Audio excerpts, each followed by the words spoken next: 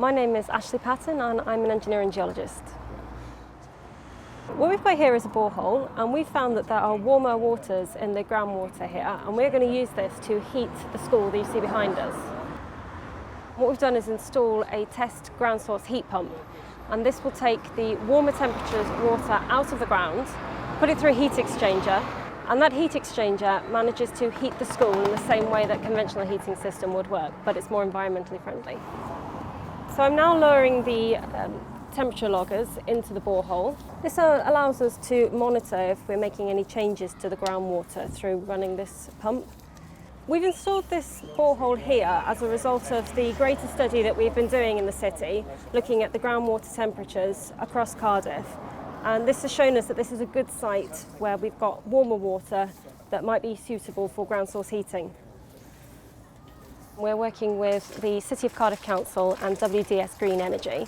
They are our industry partner and they've built the system that we're operating here, and Cardiff Council have helped to pick the site, and as it happens this is this nursery school.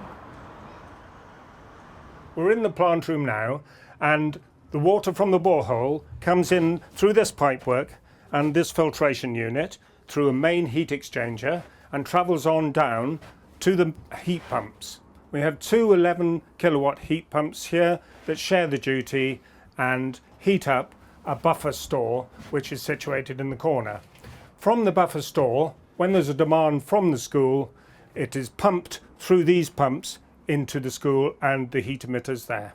I think it's wonderful. I think there's a really strong team here, really strong management, and they're quite pioneering with lots of things they do.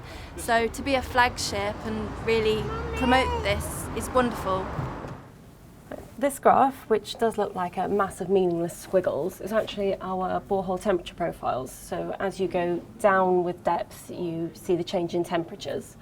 And the red line that you can see here is the average geothermal gradient for the UK. And as you can see, over 90% of our data is plotting higher than the average geothermal gradient, which shows that there are warmer temperatures in the shallow aquifer in Cardiff.